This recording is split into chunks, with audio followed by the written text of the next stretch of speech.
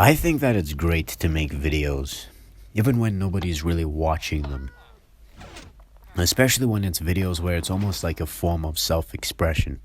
You know, maybe you're giving your opinion on certain topics.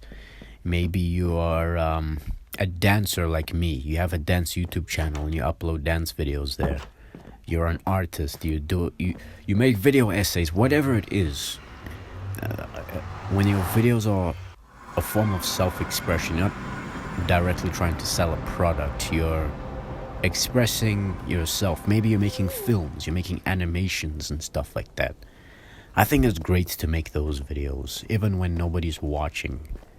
And the reason is because I've been on YouTube for quite a while. I have other YouTube channels. And when I look back at videos that I made 7 years ago on my dance YouTube channel, I almost get inspired by my younger self, my older videos that are like in the elephant graveyard of videos that don't get any views. I get inspired by those videos, even though I find majority of them cringe. Like, I do not want to be in the same room as the person who watches those videos. Like, if anybody wants to visit those videos, I don't want to be in the room with you, because it's terrible, just how cringe it is. And in a way, I often regret some of the videos that I deleted because I found them very cringe. But some of them, I really regret them because one thing that I've learned just looking back at some of those videos is it's almost like time traveling to your past self. Like, one thing I've found very amazing about the human mind is just how it's able to remember stuff that we haven't thought about in years. Like, let's say you uploaded a video 7 years ago. You haven't touched, thought, or even seen that video for, let's say, 5 years. And then you watch that video again. And, like, it's almost like the memory files in your brain that were in the elephant graveyard of memories start coming back. And it's like, oh, I remember exactly what I was thinking about at that moment when I was making this clip, this piece, this part of the video. You know, it unlocks doors of inspiration in a way. Yeah. And let's say it's a video where you're talking about stuff. You know, you're giving your opinion on certain things. When you revisit your older videos, you know, you've grown up, it's been 7 years. You can revisit that topic and you can maybe expand further on what you were trying to elaborate, or maybe you can change your opinion. You know, you've grown up and reality for you has become much more nuanced, and you can come back to that idea in a better way. I think that's what's great. It's great making videos even when nobody's watching, because it also grants you the ability to fail without millions of people having some kind of moral judgment about it. I think all of us are guilty of this. I definitely am, where we want our YouTube channel to grow extremely quick within a short space of time. You know, we want it to grow. We want our first video to at least have, like, I don't know, 1,000 views on day one, and people in the comments, and maybe 500 subscribers out of those views. And it's great to make videos when nobody's watching, because it gives you the ability to explore your content and understand the nuanced ways of making what you want to do work. See, it gives you that opportunity to essentially fail. Try something, fail, and go through that trial and error process. Whereas, let's say, you know, let's use our imagination, and let's say your video, the first video that you upload gets 1,000 views on day one, and you get 500 subscribers out of that. Or let's say 1 million views. and you get 500k subscribers out of that just from one video. I think deep down you would be very paralyzed in terms of what you should do next with your next video, because you have a whole audience that's waiting for the next thing that you're gonna do. And maybe you don't know how to land whatever you want to do in the way that you don't know how to live up to the first video that you made.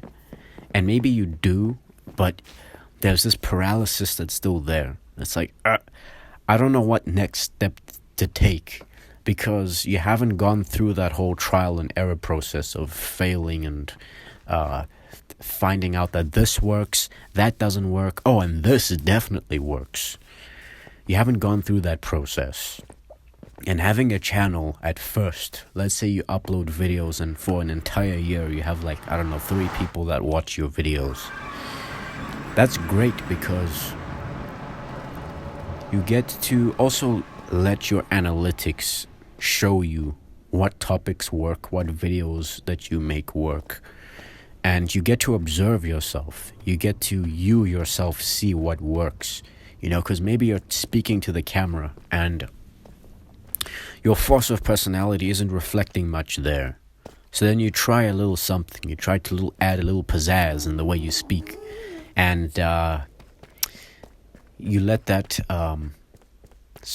age like wine, so that you can see if it didn't rot, if it didn't get old. Because when I look at my older videos, some of the stuff that I did was cringe.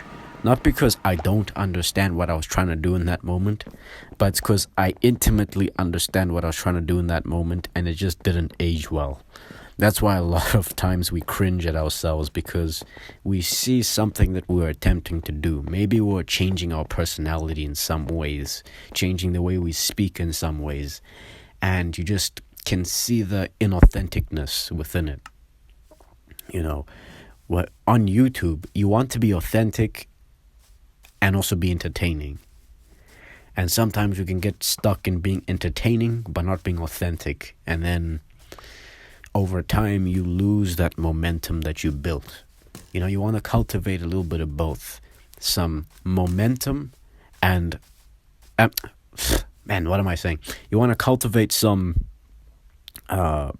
your force of personality in what you're doing, but you also want to get. You don't want to bore your audience. And on the other hand, you want to be as authentic as possible, so that your audience feels a connection with you and your work and whatever you're doing. And having no views grants you that ability to essentially filter out your own BS, filter out your own ways of making videos, your own personality, just seeing yourself on camera, speaking. You get to see, okay, when I speak like this, even I, listening to myself, am getting bored just listening to myself. So I can imagine what the next person watching this video is feeling while watching this. So what can I do to alter that? What can I do to make myself more interesting when I speak, but in a way that makes sense to my personality? I'm not out here trying to be fake, but you're essentially learning the art of enriching yourself, enriching what makes you uniquely you. So that when the audience does come, it's natural. You know what gears to move. If you want to change direction, you know how to do it in a way that just makes sense. It's a natural progression. Yeah. Whereas I often feel sad for channels that just grow quickly, because when they want to change direction, when they want to pivot this way and pivot that way, their audience often hate them, man. It's horrible. It's like, oh, you're not the same person that you used to be and all that stuff. And it's just ways of, whereas, YouTube channels that grow overnight, very quickly, watch them change direction. Watch them one day decide, oh, I want to do something else, actually. I'm bored of making this kind of content and I want to do something else. They're basically starting all the way back at ground zero, because they haven't found a nuanced way of developing themselves on the platform. I hope I'm making sense, but I think I said everything that I wanted to say. And with all that said, thank you for listening, and unto all are one.